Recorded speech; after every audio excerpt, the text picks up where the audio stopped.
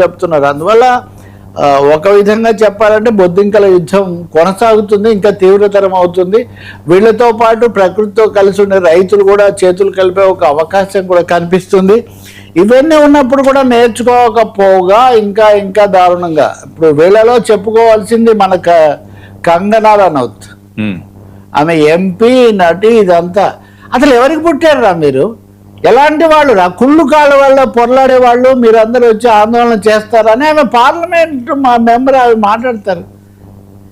ఎంత ఘోరంగా మాట్లాడారంటే అసలు ఇలాంటి వాళ్ళు వీళ్ళు మనుషుల ఏ బాబుతో అది ఇదని ఆమె మాట్లాడితే నిన్న సిజేపీ నాయకుడు ఈ సౌరవ్ దాసు ఆయన మళ్ళీ ఒక కౌంటర్ ట్వీట్ వేశాడు, నిన్ను మీ పార్టీ వాళ్ళే పట్టించుకోరు, నీ గురించి మేమెందుకు ఆందోళన పడతాము, ముందు మీరు ఒక పద్ధతిగా మాట్లాడడం నేర్చుకోండి అది ఇదని అతను కూడా తగిన స్థాయిలో జవాబు చెప్పాడు. చెప్తే దిద్దుకోకపోగా కంగనా కుళ్ళు మాటలుగా ఈరోజు కూడా మళ్ళీ ట్వీట్, నేను చెప్పిన దాంట్లో ఏం తప్పులేదు, మీ అందరు కూడా అటువంటి వాళ్ళే, మీరెవరో ఏంటో ఎవరికి తెలియదు అని ఒక తీవ్ర స్థాయిలో ఆమె నన్ను అడుగుతున్నారు, నేను నటిని, నాకు 2 సార్లు జాతీయ బహుమతి వచ్చింది, వడ్డించేవాడు మనవాడైతే ఆఖరి బంతిలో కూర్చున్నా పర్లేదు, 2 సార్లు అయినా 4 సార్లు కూడా వస్తుంది, దానికి ఏముంది పెద్ద, 2 సార్లు నాకు వచ్చింది.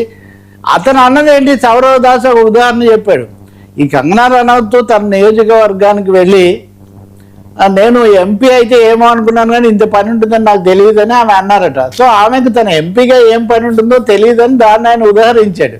ఈమె ఇప్పుడు అదవదిలేసి నేను జాతీయ స్థాయిలో 2 బహుమతులు తెచ్చుకున్నాను, నేను అందరికీ తెలుసు, పబ్లిక్ లైఫ్లో ఉన్నాను, మీరెవరికి తెలుసు, పిల్లలతోనండి పోటీ, విద్యార్థులతోన పోటీ వాస్తవంగా చెప్పాలంటే.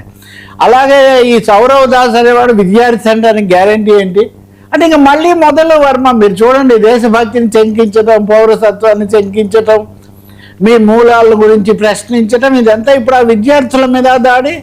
నేను ఇందాక చెప్పినట్టు ఐసిస్ ఘోష్ లాంటి వాళ్ళ మీద దాడి. ఇంకొక పెద్ద సమస్య కూడా వచ్చింది.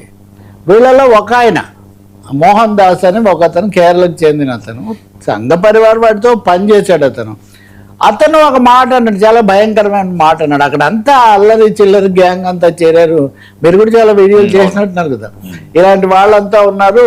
అసలు అమ్మాయిలు వాళ్ళంతా రేపులు చేస్తే కూడా వాటిని కూడా చేస్తారు, వాటిని కూడా అన్న పద్ధతిలో వాళ్ళు ఏదో ఇష్టపడతారు అన్నట్టుగా మాట్లాడారు. దీని మీద చాలా ఆగ్రహం వచ్చింది. పైగా ఆయనకు ఆర్ఎస్ఎస్ నేపథ్యం ఉందని, అంటే ఆయన ఇప్పుడు చాలా క్లియర్గా అయితే నాకు ఆర్ఎస్ఎస్ నేపథ్యం లేదు అంటే టెక్నికల్గా లేదేమో, ఆయన బ్యాక్గ్రౌండ్ వాళ్ళదని ఎక్కువ మందికి ఉన్న ఒక ఇది.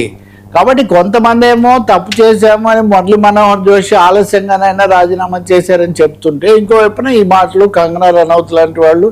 సో ఒక హోరాహోరీ, ఇది పోస్ట్ వార్ అంటారు చూడండి, పోస్ట్ వార్ టెన్షన్ ఇప్పుడు ఢిల్లీని, ప్రతిపక్షాన్ని, ప్రభుత్వాన్ని కూడా పూర్తిగా ఆవరించిన పరిస్థితి. ఇది ఇంకా పెరిగేదే కానీ ఇది తగ్గదు అనేది మటుకు చాలా స్పష్టమవుతుంది. బహుశా ఇది యూపీకి వెళ్ళొచ్చు, ఇంకా కొన్ని చోట్ల రాష్ట్రాల్లో సమస్యలు వీటితో లింకులు పెడుతున్న పరిస్థితి, ఇవన్నీ కూడా మనం చూస్తున్నాం.